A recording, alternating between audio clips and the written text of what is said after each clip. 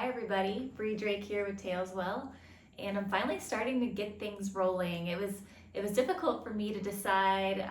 There's so many great topics out there to discuss in the world of holistic pet health, but I felt like this quote that I've seen floating around in this space on social media was a really good place to start because it is the root cause of a lot of the issues that we're seeing. So it was a very good overarching topic to kind of dip our toes in and just kind of get started. So that quote I shared on my Instagram this week. It states that pets are overvaccinated and undernourished, and that is very true. Unfortunately, most of us have been led to believe that feeding a kibble diet, a dry, highly processed, high carb, low quality ingredient kibble diet, is the one and only way that we should feed dogs, and it should be the same exact kibble every single day, twice a day, 3 times a day for their entire lives. And that is the complete opposite of how we should be feeding our dogs. It is the furthest thing from species appropriate when it comes to feeding dogs.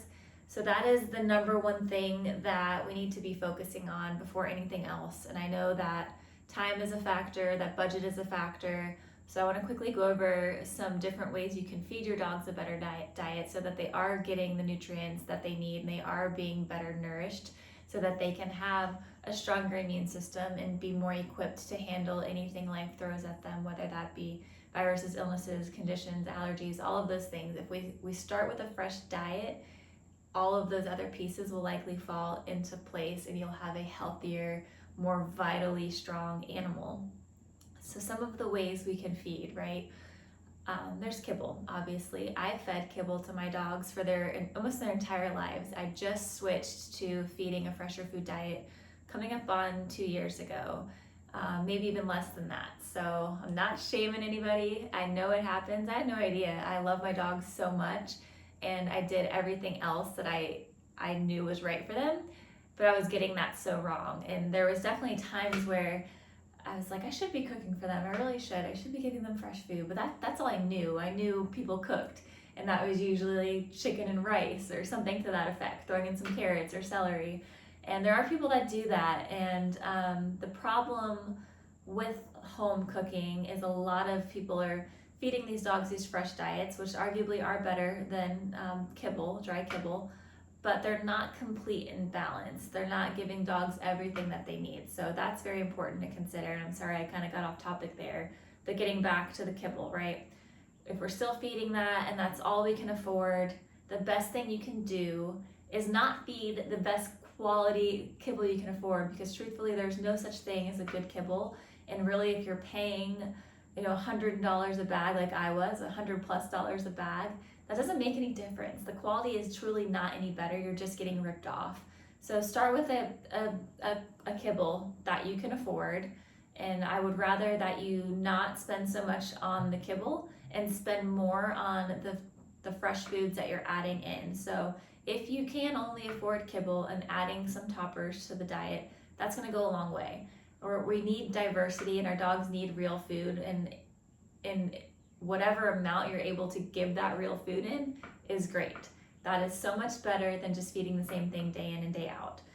Dogs need a rotation of protein, they need fiber, they need minerals and nutrients, and they can't get that from eating the same ultra processed, dry, full of carbs, full of bad, low quality ingredient kibble every day.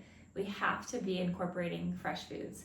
So I've heard a lot of people discuss this topic. There's a top 3 things that a lot of experts in this field recommend that you should be adding to your pet's bowl. If they could only pick 3 things, this would be it.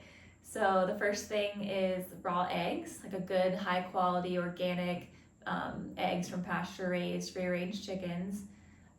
Raw goat's milk, a high quality raw goat's milk. My favorite is the raw goat's milk by Green Juju. Solutions Pet Products also has some really great raw milk options, and a lot of them do ship throughout the country. So raw goat's milk by Green Juju, raw goat's milk by Solutions Pet Products, or any kind of raw goat's milk you can find. It is a great, both eggs and raw goat's milk are reproductive foods, so they really provide so many nutrients and proteins and just really great things for our dogs. So if you could a few times a week add some goat's milk, a few times a week add an egg or two, a raw egg or two on top. That would be beautiful. And then let's see, so we had eggs, raw goat's milk, sardines. Sardines is another one that is really great, and they're so inexpensive. I buy Anne, I think a 12 pack, a couple of 12 packs of the Wild Planet sardines canned in water. You want to avoid sardines canned in anything but water, and also the canned in water without salt would be the best way to go. So yeah, you can buy a 12 pack of those sardines on Instagram, on Amazon for I think about $30. And I just give her a can of sardines in place of some of her food a few times a week. So you don't have to give, this is another thing that gets overwhelming. You hear about all these awesome things you can add to your dog's food, and you feel like you need to add all of those things every day, and that's not the case. You just want to incorporate those things into the diet here and there. Like I said, give sardines on top of the food for a few meals a week, give some egg for 2 or 3 meals a week. You don't have to do all the things every day. Like, diversity is really important. So we want to feed a really good diet and incorporate some of these things on a rotational basis. So again, dry kibble, add some raw goat's milk, add raw eggs, you can add bone broth. That's something else really important. If you're only comfortable time-wise and budget-wise feeding kibble, is it needs to be rehydrated. Hydration is extremely important. Most of our dogs are chronically dehydrated and we don't even know it. So adding raw goat's milk or adding some bone broth or even just adding water or a brewed herbal tea to rehydrate the food does wonders. So hydrate, add raw goat's milk, add sardines, add some eggs. And that isn't the only thing. There are plenty of other great foods that can be added and incorporated in: blueberries, raspberries, pumpkin, sweet potato, all kinds of great superfoods that we can incorporate. So we can start with the kibble, replace some of it with some of those fresh foods, and you'll be doing such a great job for your animal. And the other types of food, you can obviously cook for your dogs yourself. Just make sure that the recipe is complete and balanced by AAFCO's minimum standards. And some of the diets that I'm learning, getting certified in holistic pet health coaching under Dr. Ruth Roberts, and she is the creator of the original CrockPet diet, and she follows a lot of traditional Chinese veterinary medicine principles in creating that diet. So it is a wonderful diet. If you are interested in cooking for your pet, this is the way to go. It is very simple, much more budget friendly, because you're getting to pick the ingredients and you can save a whole lot of money getting all those ingredients yourself. You slow cook it in the oven, on the stove, or in a crock pot, and you can make big batches at a time. It is really easy, and she has seen wondrous things happen by switching pets over to her CrockPet diet. So if you're not comfortable with raw feeding and you don't really want to purchase commercially, you'd rather save some money and do it yourself, the original CrockPet diet is a great way to go. And you can also prepare raw meals yourself if you would like. I tried that before a couple of years ago when I first got started. I was overwhelmed by it because I had 2 dogs over 60 pounds, so it was a lot of work. But the resource I recommend for that, to make sure you're making a complete and balanced raw meal at home, is the Forever Dog Cookbook. I think it's called the Forever Dog Cookbook. There's the Forever Dog book that came out first, and I think they made an accompanying cookbook for that, and I purchased that and followed the guidelines in there for how to make these meals. And they also have a Forever Dog Life book, which I believe covers, it definitely covers lightly or gently cooked meals, but it may also cover some raw prepped meals as well. So again, commercially prepared, gently cooked, and raw meals can be very expensive. And if you would like to cook for yourself, you can cook and create something like follow guidelines from something like the original CrockPet diet, or you can follow some guidelines in raw feeding. And I'll add some more resources for that on my website. And then lastly, of course, you can buy commercially prepared, gently cooked, or raw meals. Some of my favorite companies and what I currently feed Anne are Green Juju. They have great complete and balanced raw meals, frozen patties that they ship to you, or you can find in specialty pet stores in your area. And they also have freeze-dried meals, which are great. Freeze-dried is a lot more expensive, but it's very convenient. It's pretty shelf-stable, just like a kibble. Freeze drying retains most of the nutrients. I think somewhere in the upper 90% of retaining nutrients by freeze drying. It doesn't diminish nutrient quality much at all. It's very, very convenient, a lot cleaner, a lot easier, but it's more it's more geared towards smaller dogs because it is so expensive. But I do buy bags of freeze dried raw to keep on hand, just in case I have a really busy evening, busy weekend, or traveling. So sometimes it's easier to just scoop out that freeze dried raw and add a little hydration to it and feed it that way. Raw is easy to feed as well, but it can be just a little messier, and obviously if you're traveling, it's hard to have enough freezer space for all raw food. So freeze dried is a good way to go. I love Green Juju because they have both options, and they're a really great company. I love them so much. I mentioned them already for the raw goat's milk, and they also have some other great products like a wild fermented mushroom probiotic, all kinds of vegetable toppers that you can add, training treats. Great company. Another company I love is Solutions Pet Products. They do not have a freeze-dried option, but they have frozen patties, and they have a bulk buying option. They also carry interesting things like fermented cheeses and raw goat's milk and a lot of herbal blends. Their food is fermented, and their food is also very calorically dense. So for me, I found that feeding my 2 large dogs was the least costly using Solutions Pet Products. They have some great ingredients, great sourcing, but because the food is so calorically dense, you're feeding less, so it actually came out to be less expensive. There's a lot of options I was looking into and buying that were costing me like $600-700 a month to feed my 2 large dogs, and I believe that Solutions Pet Products food was coming in at around $400. So that's still a lot of money, but again, I haven't mentioned this before, but you have to spend now because it's going to cost you later. You want to feed them a fresher food diet now, and I know that those prices are daunting, but I can tell you the amount of money I've spent on trying to keep my dogs alive with cancer from having fed them a kibble diet and made a lot of other not so good choices for them. It far outweighs what I'm spending to feed them fresh. I wish I would have just fed them fresh from the beginning. It will cost you later. So again, the two brands I just mentioned are Green Juju, Solutions Pet Products. Small Batch makes some great raw patties, frozen patties, and some freeze-dried options as well.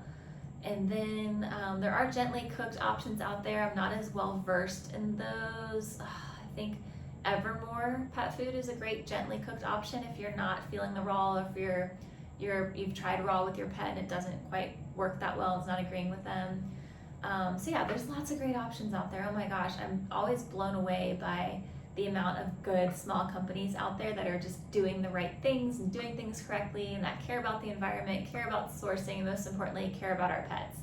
You know, I had started out feeding my dogs a raw diet based on like a commercial diet based on just a little bit that I knew, but the more I expanded my horizons and dug in, I realized there's so many options out there. So you will find something that works for you and your pet, whether that's cooking for yourself, doing the kibble, adding fresh food, or buying commercially prepared diets. So I think that covers the options as far as feeding. It is so important to feed a fresh diet. I keep saying that, but it is the foundation of health in your animal, is feeding them a fresh diet, and you want to start that as soon as you possibly can. Trust me, as soon as you can, start feeding a fresh diet, or at least incorporating some fresh foods into their diet. It's pretty amazing to me that I was a total stickler for not feeding my dogs any people food. I didn't want them to have any scraps. I thought people food was bad for them. I thought giving them the same exact expensive dry kibble every day, twice a day for their whole lives, and not deviating from that. I thought even changing the type of kibble or the protein in the bag of kibble was going to cause issues by switching them up. I thought it was going to make them have GI issues, most likely throwing up or diarrhea. But the best thing I could have been doing for them was letting them have some leftovers from our dinner, letting them, lick my egg plate in the morning after I was done eating breakfast.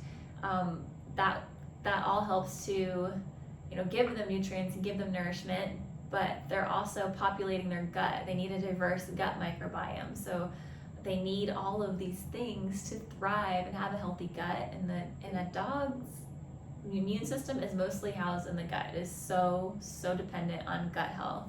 So we want them exposed to lots of different things. We don't want to stick with just one protein. We want to rotate through proteins, whether that's daily, weekly, monthly. We want to give them a variety of foods. We want to switch things up. We do not want to stick to the same feeding script all day, every day. That is such a myth. I believed that. I thought that was true. And I think that comes from, I had horses too for a while, lived on the property with me. You know, I cleaned stalls, fed them every day. And I thought also that switching up their diet was going to cause problems. So I think a lot of that mentality may be carried over into the dogs. Like, don't switch anything, you might make them sick, but that is not the case. And of course, when you're switching from a kibble diet to a fresher food diet, you generally want to take things a little slow, and only because there might be a little bit of GI upset, and that might last a week or two. So take things very slow, kind of slowly replace kibble with a little bit of fresh food until you're working all the way up to 100%. And you know your animal. Sometimes you can go cold turkey, and if you're okay with a little bit of loose stool or diarrhea for a few days, that's fine. But that's really, there's not going to be any major side effects. Of course, if GI issues continue on for a long time, that could be that the dog isn't liking a certain ingredient in that food, and something's just not agreeing, or maybe it's not digesting that diet well. So you want to try different things, and you know your animal, just pay attention to what's going on. But yeah, that about covers the topic. Oh, I'm sorry. I just was about to just breeze over our over-vaccinated topic. Over-vaccination. So here's what I have learned and what I plan to do with my next dog, and what I'm currently doing with Anne now. So I have learned, at a minimum, you know, vaccines are such a touchy topic. There's so much polarization. It's almost political. It's very political, and I don't know why. It should be completely separate from politics. It really should be, what is safe? Like, when you go into the vet and they recommend something or give you something, you need to ask, is this safe? Is it necessary?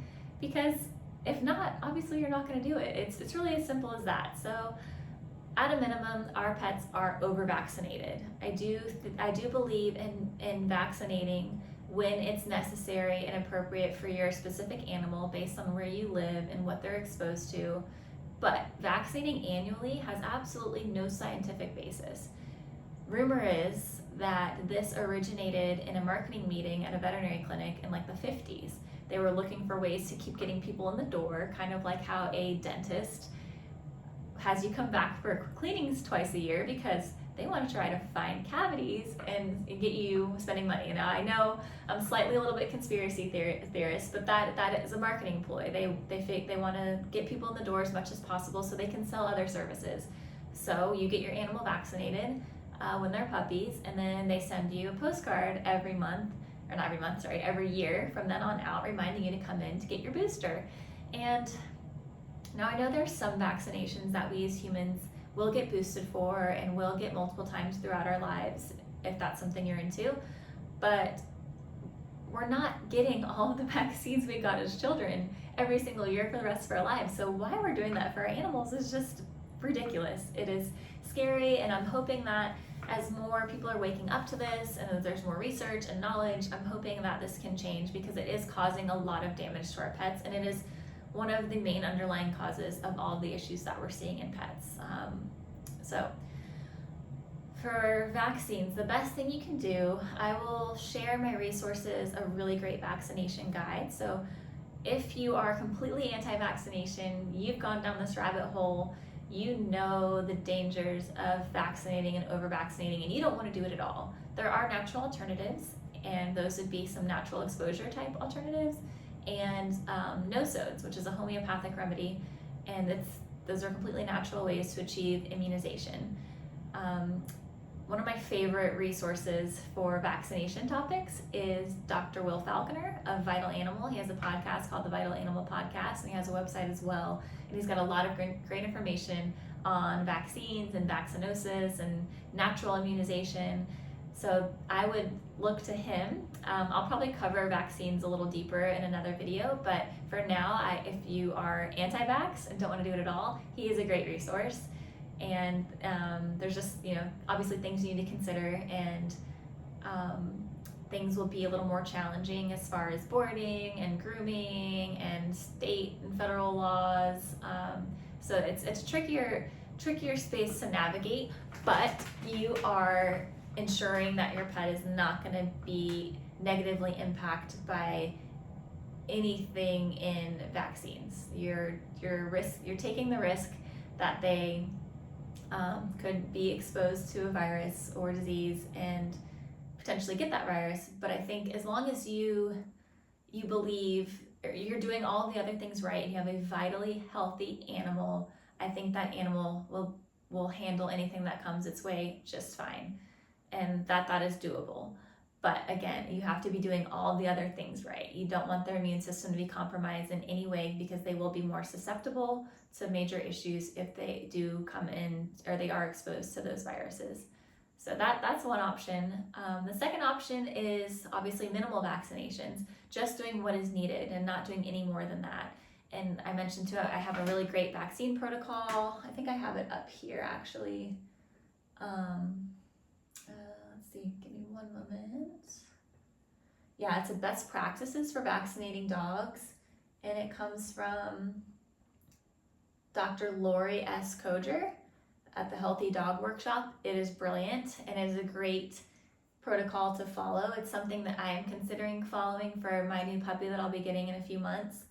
I'm still on the fence on that because it is a scary topic. It's hard to navigate, and you want to make the best choices, but she has a vaccine protocol that I think bridges the gap between both worlds, anti-vaxxers and the ones who over-vaccinate. I think it's a great middle ground. It makes the most sense, where you want your animal to be protected. Say you live somewhere, your dog roams around and is in the woods, and you take your dog to a lot of public places, a lot of places where there are other dogs. I do think vaccinations are still necessary just for your peace of mind and protect your animal, but she outlines some great things that you can do, when to vaccinate, how often, and she goes into titer testing, which is, so really, you shouldn't be vaccinating a puppy any earlier than 10 weeks, and some argue that 16 weeks is the earliest that you should be vaccinating puppies. Of course, you want to be very careful during that time that they are not vaccinated, but the theory behind this, or actually the science behind this, the science behind this is that immunity transfers from mama dog to the puppy, and the puppy has immunity from its mother until 16 weeks of age. So what happens when they already have that immunity and they're hit with vaccines at 6 weeks, at 8 weeks, is that those vaccines aren't taking effect. They're not going to have immunization because it's conflicting with mom's, they're already immune. It's conflicting with that. And that is the problem too with annual vaccinations. Getting a vaccine 1 year and then getting it with, exactly 1 year later or before that, you're going to run into that same problem. The dog doesn't just run out of immunity at 365 days. That immunity isn't just gone. It's still there. So a lot of times you're exposing your dog to potential risks of vaccinosis, vaccine side effects, and your dog's not even getting immunity. So that's where annual vaccinations doesn't make sense. A dog gets vaccinated once. You should titer test them. Titer testing is a blood test that tells you how many antibodies are present in the dog's blood for that specific virus, and that proves the animal has immunity.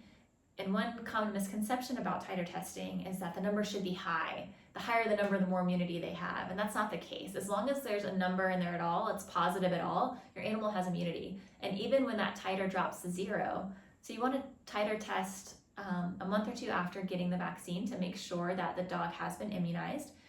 And then you want to titer test again. You can do it annually if that's what you feel comfortable with, but generally you don't really have to until 3 or 4 years later. And at that point, that number of antibodies may have dropped, and it could even drop to 0.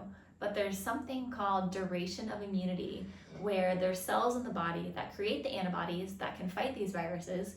And even though the antibodies are gone, those cells still have cell memory, and they know how to create those antibodies when needed.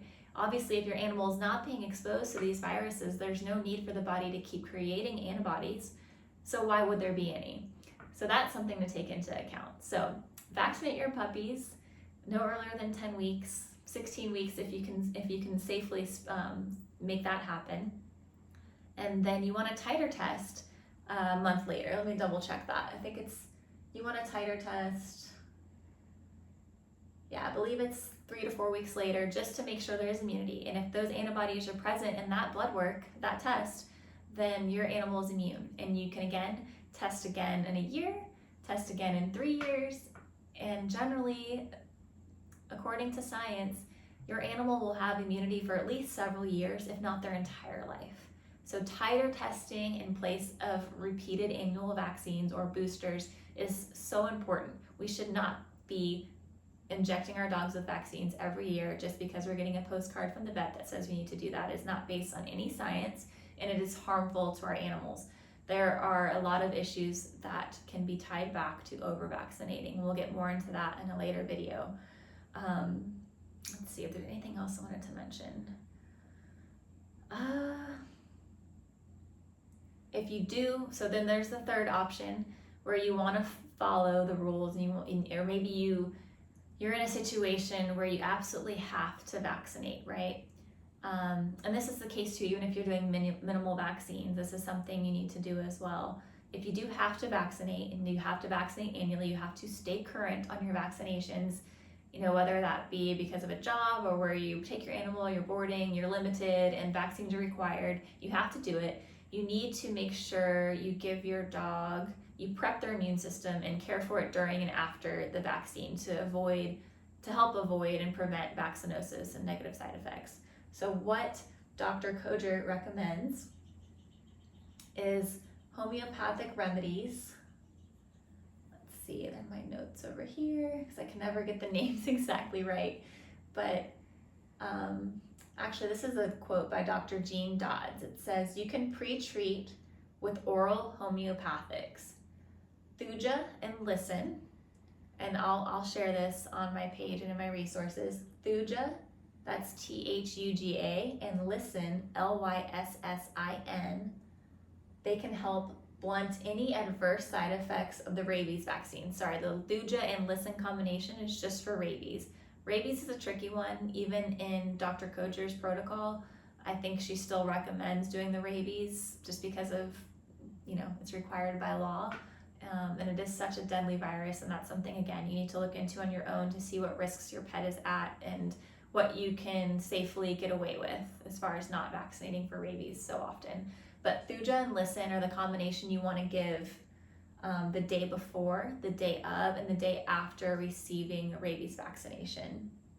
And then for all of the other vaccines, you want to give thuja as needed, day before, day of, and day after. So those are some homeopathic remedies that will help support your pet and keep them from having negative side effects and keeping their immune system on the up and up while they're going through those vaccines.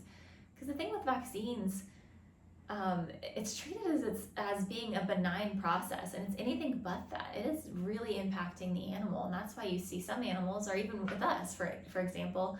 I remember the one and only time I got the flu vaccine. I was working for a medical organization at the time, and honestly, I think I was just I was young, I was in my early 20s. I think I was just looking for a way to get out of work for an hour. I'd go stand in line and get a vaccine. And I was in night school at the time. I was getting my MBA, and I was in one of my classes in the evenings after working all day and getting the vaccine. And I couldn't finish a test. I got so sick. I had chills and nausea. So vaccines are anything but benign. They're doing something in our body, and there can be adverse effects. So the fact that it's treated as such a benign process just blows my mind. I know you've probably gone into the vet. I'm thinking back to when I would go and get vaccines. I'd get the postcard. I'd be so stressed and worried that my animal was going to be at risk if I didn't get this vaccine right away. So I would go into the vet, and I would sometimes even ask, and it's always a vet tech who's administering the vaccine, of course. That's another reason why vaccines are so popular.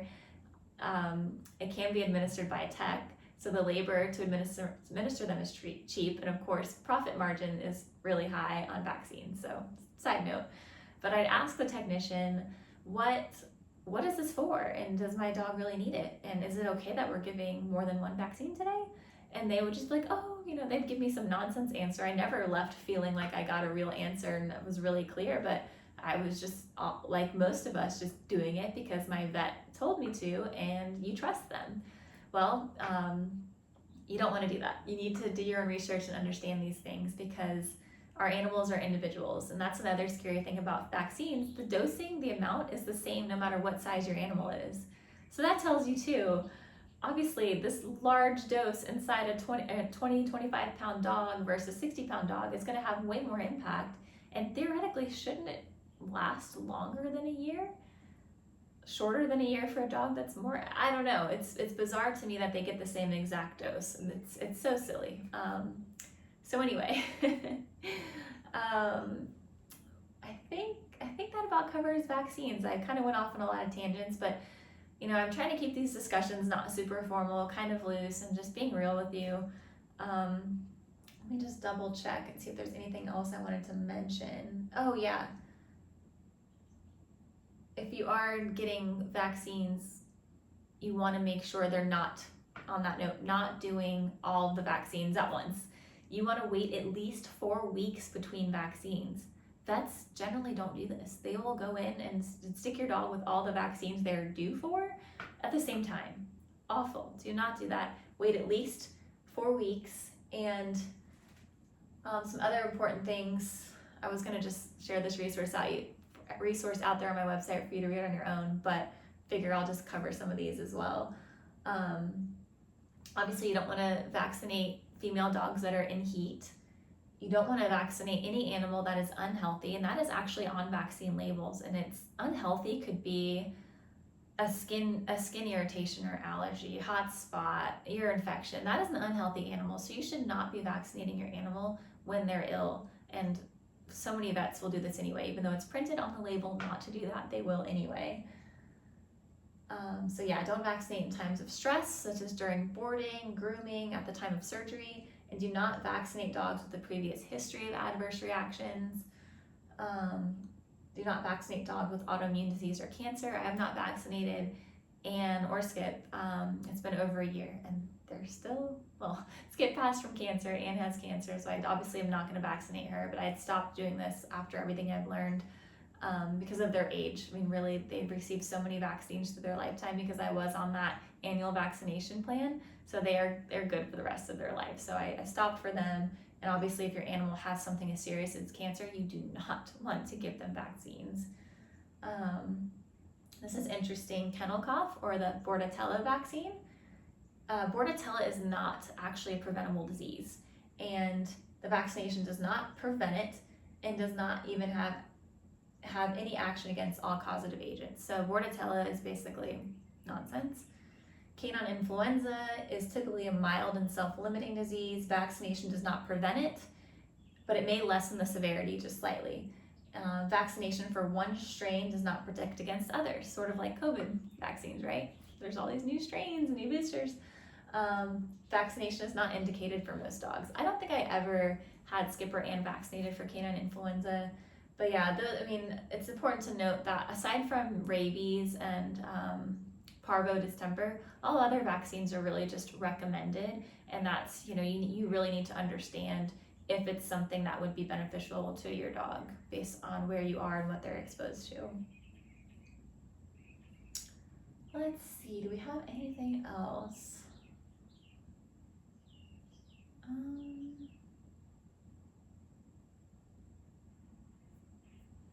Yeah, so I will share this resource with y'all. It's a really great resource on vaccines to follow. And again, remember Dr. Will Falconer of Vital Animal Podcast, and his website as well. There's a lot of great resources, mostly for those of you who want a better understanding, and also mainly for those who are really just interested in not vaccinating at all, and going a more natural route, which is something I'm looking into.